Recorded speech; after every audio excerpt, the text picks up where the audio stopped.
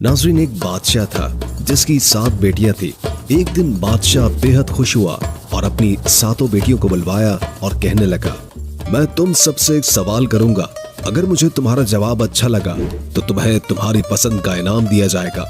सब कतार में खड़ी हो जाओ और बताओ कि तुम किसका दिया खाती हो और किसका दिया पहनती हो। पहली 6 बेटियों ने जवाब दिया, ऐ अब्बा हुजूर, हम आपका दिया खाती हैं और आपका दिया पहनती हैं। ये सुनकर बादशाह बेहद खुश हुआ और उन बेटियों को उनकी पसंद की चीजें दे दी। जब सबसे छोटी बेटी की बारी आई तो बादशाह ने उसकी जानिब देखा। उसकी आंखों में मासूमियत और एतमाद छलक रहा था। वो धीरे से मुस्कुराई और अपने साफ और मजबूत लहजे में बोली, ऐ अब्बा हुजूर, मैं अल्लाह का दिया हुआ खाती हूँ और अल्लाह का दिया हुआ पहनती हूँ। यही मेरा नसीब है जो मेरे रब ने मेरे लिए लिखा है। जो कुछ भी मेरे पास है वो उसी की इनायत है। ये अल्फाज सुनकर दरबार में एक लम्हे के लिए खामोशी छा गई। ये जवाब एक आम जुमला नहीं था, बल्कि तवक्कुल, शुक्र और हकीकी समझ का आगाज था। उसके लहजे में ऐसी गहराई थी कि हर शख्स हैरत ज़दा हो गया। उसकी बात में एक गैर मामूली सच्चाई और आजिज़ी छुपी थी, जैसे वो दुनिया की तमाम नेमतों को हकीकी मालिक की तरफ मंसूब कर रही हो। बादशाह के चेहरे पर गुस्से और हैरत के मिले जुले जज्बात थे। वो शायद ऐसे जवाब की तवक्को नहीं कर रहा था, लेकिन ये छोटी सी शहजादी अपनी उम्र से कहीं ज्यादा समझदार और दाना लग रही थी। उसकी बात में एक खामोश पैगाम ये भी था कि हकीकी शुक्रगुजारी इंसान को जमीन से उठाकर आसमान की बुलंदियों तक पहुंचा सकती है, बशर्ते कि वो दिल से अल्लाह पर यकीन रखे। बादशाह ये सुनकर गुस्से से कांप उठा। उसके चेहरे पर गुस्से की सुर्खी नुमाया हो गई और धाड़ते हुए बोला, ऐ कमबख्त, तुमने मेरी नाशुक्री की है, मेरे एहसानात को नजरअंदाज किया है। ऐसी गुस्ताखी की सजा जरूर मिलेगी। दरबार में सब लोग खामोश हो गए। छोटी शहजादी ने नरमी से जवाब दिया, जो हुक्म अब्बा हुजूर। उसके लहजे में न ही कोई खौफ था न बगावत, बल्कि सिर्फ आजिज़ी और अल्लाह पर यकीन की झलक थी। बादशाह गुस्से में आकर बोला, इस गुस्ताख को मौत की सजा दी जाए। सिपाहियों, इसे फौरन फांसी के लिए तैयार करो। ये सुनकर दरबार में हलचल सी मच गई। बादशाह की छोटी बेटी पर मौत की सजा सुनाना एक गैर मामूली बात थी। सबकी नजरें शहजादी पर थी, जो उस वक्त पुरसुकून खड़ी थी। उसके चेहरे पर खौफ का कोई निशान नहीं था, बल्कि एक अजीब सा इत्मीनान था, जैसे वो जानती हो कि उसका रब उसके साथ है। इसी दौरान बादशाह का वजीर आगे बढ़ा। वो बादशाह के करीब आकर बोला, ऐ आलिजा, अगर इजाजत हो तो कुछ अर्ज करूं? बादशाह ने गुस्से से उसकी तरफ देखा और कहा, बोलो, लेकिन जल्दी करो। वजीर ने नरमी से कहा, बादशाह सलामत, ये आपकी अपनी बेटी है। अगरचे इसके अल्फाज आपको नागवार गुजरे हैं, लेकिन ये इसकी समझ और अकीदे का इजहार है। क्या ये बेहतर ना होगा कि आप इसे जंगल में छोड़ दें? वहां ये अपनी बात को सच साबित करने की कोशिश करेगी और हमें ये भी मालूम हो जाएगा कि आया ये वाकई अपने रब पर इतना तवक्कुल रखती है। बादशाह ने वजीर की बात सुनकर गहरी सांस ली और लम्हे भर के लिए सोचा। फिर वो सिपाहियों की तरफ मुड़कर बोला, ठीक है, इसे फांसी के बजाय जंगल में छोड़ाओ। मैं देखना चाहता हूँ कि ये मेरे बगैर कैसे अल्लाह का दिया खाती है और अपने नसीब का पहनती है। सिपाही आगे बढ़े और शहजादी को ले जाने लगे, लेकिन शहजादी के चेहरे पर अब भी सुकून था, जैसे वो जानती हो कि ये आजमाइश भी उसके लिए अल्लाह की रहमत का दरवाजा खोलेगी। दरबार में मौजूद सभी लोग हैरान थे कि ये लड़की किस कदर मजबूत ईमान और हौसले की मालिक है। शहजादी से तमाम जेवरात और कपड़े ले लिए गए और उसे तन्हा जंगल में छोड़ दिया गया, लेकिन शहजादी मुतमईन रही। उसका तवक्कुल अल्लाह पर था। वो जानती थी कि जो रिस्क अल्लाह ने उसके नसीब में लिखा है वो उसे जरूर मिलेगा। रात के करीब शहजादी ने जंगल में लकड़ियां इकट्ठी की ताकि आग जलाई जा सके। लकड़ियां तलाश करते करते उसने एक झोपड़ी देखी, जिसके बाहर एक बकरी बंधी हुई थी और अंदर से किसी के खांसने की आवाज आ रही थी। शहजादी ने झोपड़ी के अंदर जाकर देखा तो वहां एक बीमार बुजुर्ग चारपाई पर लेटा हुआ था। वो पानी पानी पुकार रहा था। शहजादी ने मटके से पानी निकाला और बुजुर्ग को पिला दिया। झोपड़ी की सफाई भी की। बुजुर्ग ने पूछा, बेटी, तुम कौन हो और इतने बड़े जंगल में अकेली क्या कर रही हो? शहजादी ने अपना सारा हाल बयान कर दिया। सुबह के वक्त बुजुर्ग ने कहा, मैं शहर काम पर जा रहा हूँ और 7-8 दिन के बाद वापस आऊंगा। तुम यहीं रहो, झोपड़ी में खाने पीने का सामान मौजूद है, साथ ही नदी है, पानी भर लेना, बकरी का दूध भी निकाल लेना। ये कहकर बुजुर्ग चला गया।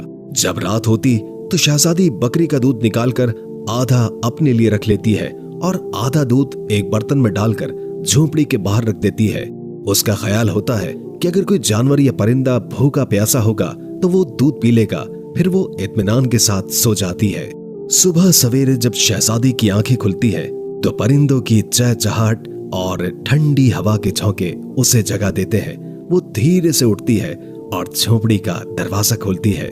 जैसे ही वो बाहर कदम रखती है, उसकी नजरें बर्तन पर पड़ती है जो खाली होता है, लेकिन बर्तन के पास एक अजीब सी रोशनी झिलमिलाती है। शहजादी करीब जाती है और देखती है कि वहां एक इंतहाई कीमती लाल पड़ा है जो सूरज की रोशनी में दमक रहा होता है। शहजादी हैरत और खुशी के मिले जुले जज्बात के साथ लाल को उठाती है। ये देखकर उसके दिल में तजस्सुस पैदा होता है कि ये लाल यहाँ आया कैसे। फिर उसकी नजर बर्तन के इर्द गिर्द जमीन पर पड़ती है जहां सांप के निशानात साफ दिखाई देते हैं। उसके दिमाग में फौरन बचपन की एक कहानी गूंजती है जो उसे उसकी दादी अम्मा ने सुनाई थी। दादी कहा करती थी, जब कोई सांप खुश होता है या किसी से मुतासिर होता है तो वो अपनी खुशी के इजहार के तौर पर एक कीमती लाल उगल देता है जो हीरो से भी ज्यादा कीमती होता है।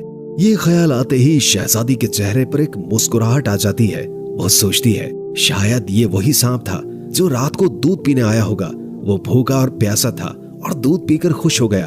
अपनी खुशी के इजहार के तौर पर उसने ये कीमती लाल यहाँ छोड़ दिया। शहजादी लाल को गौर से देखती है। उसकी चमक आंखों को खीरा कर देने वाली होती है। वो दिल में शुक्र अदा करती है और सोचती है ये अल्लाह की तरफ से एक और निशानी है कि वो अपने बंदों को कभी अकेला नहीं छोड़ता। ये वाकया शहजादी के दिल में मजीद यकीन और सुकून पैदा कर देता है।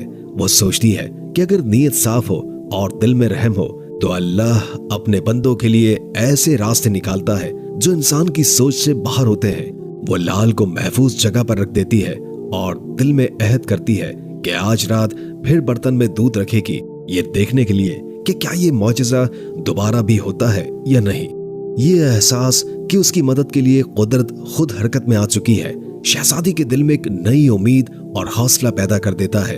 वो अपनी आजमाइश को अल्लाह की रहमत में बदलता हुआ देखती है और दिल ही दिल में मुस्कुरा कर कहती है, अल्लाह का शुक्र है जिसने मेरे सब्र और तवक्कुल को रायगा नहीं जाने दिया। शहजादी ये सोचकर हैरान होती है और दिल में सोचती है कि शायद सांप भूखा और प्यासा था और दूध पीकर खुश हो गया। खुशी के आलम में उसने लाल उगल दिया। शाम होते ही शहजादी दोबारा दूध बर्तन में डालकर झोपड़ी के बाहर रख देती है और खुद सो जाती है। हर सुबह शहजादी देखती है कि बर्तन खाली है और एक नया लाल बर्तन के पास पड़ा हुआ है। इस तरह 7 दिन गुजरते हैं। हर दिन सांप दूध पीकर एक लाल उगल देता है। 7वें दिन वो बूढ़ा ज़ईफ बुजुर्ग काम से वापस आता है। शहजादी उसे पूरा वाकया सुनाती है और 3 लाल उसे दे देती है। वो कहती है, आप शहर जाएं और इन लालों को बेचकर महल बनाने का सामान और मजदूर ले आएं।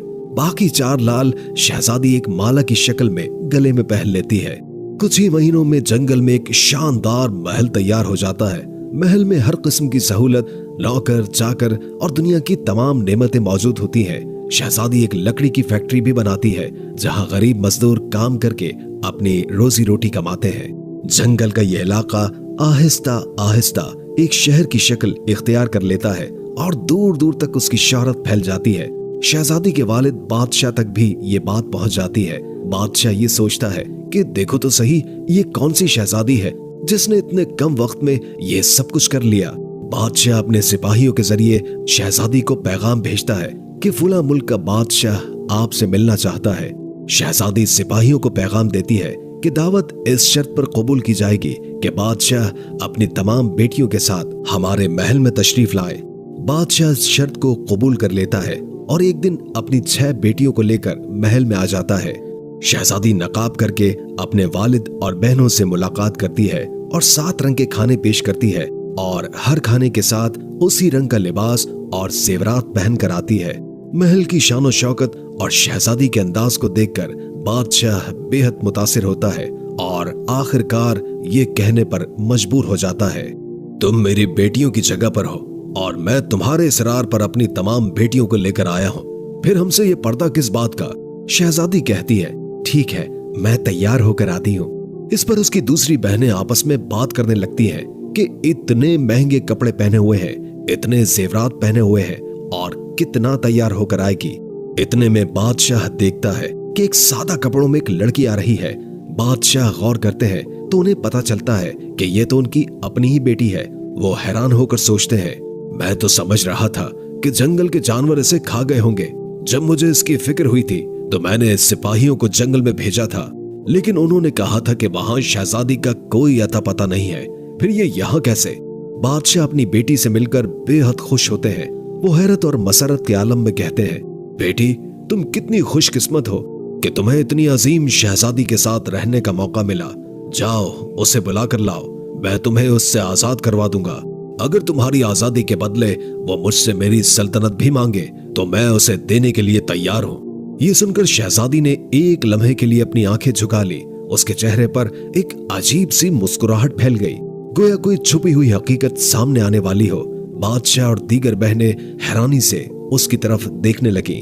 शहजादी ने सर उठाया और नरमी से कहा, अब्बा हुजूर, वो शहजादी कहीं दूर से नहीं बुलानी पड़ेगी। बादशाह ने उलझन से पूछा, क्यों, क्या वो करीब ही है?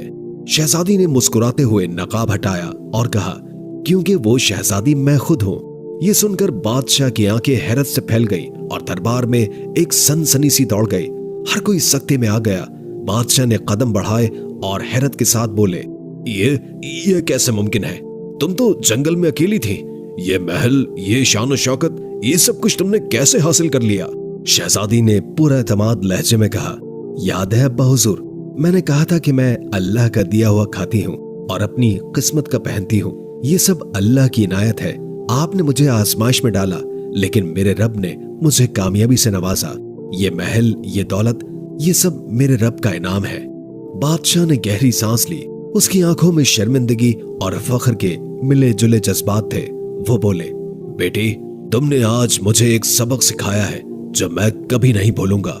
शहजादी ने मुस्कुराते हुए कहा, आजमाइश हमें तोड़ने नहीं बल्कि मजबूत करने आती है अब्बा जान, और जब तवक्कुल अल्लाह पर हो तो दुनिया की कोई ताकत हमें शिकस्त नहीं दे सकती। ये लम्हा बादशाह और सबके लिए एक गैर मामूली मोड़ बन गया, जहां एक बेटी ने अपने सब्र, तवक्कुल और हौसले से साबित कर दिया कि अल्लाह के फैसले हमेशा बेहतरीन होते हैं। शहजादी मुस्कुराते हुए बोली, बाबा, बात भूल गए क्या? बादशाह ने कहा, वो क्या?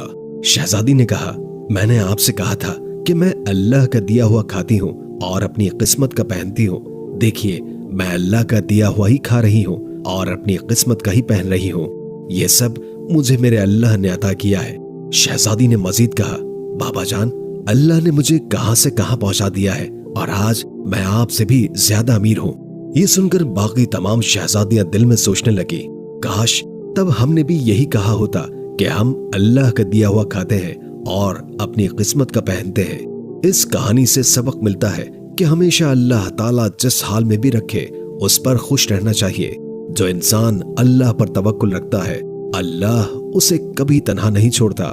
नाज़रीन, आप हमें कमेंट बॉक्स में जरूर बताएं कि ये कहानी आपने अपने बचपन में अपने दादा दादी, नाना नानी या किसी बुजुर्ग से सुनी है या आज पहली बार सुन रहे हैं। अगर आपने ये वीडियो मुकम्मल देखी है तो कमेंट बॉक्स में मुकम्मल का लफ्ज जरूर लिखें ताकि हमें पता चले कि कितने लोगों ने हमारी वीडियो को आखिर तक देखा है। दोस्तों, शहजादी के लिए एक लाइक तो बनता है। इस वीडियो को लाइक जरूर कीजिए और अगर आपको ये वीडियो पसंद आई हो तो इसे दूसरों के साथ शेयर करें और मजीद दिलचस्प वीडियो देखने के लिए हमारे चैनल को सब्सक्राइब करें।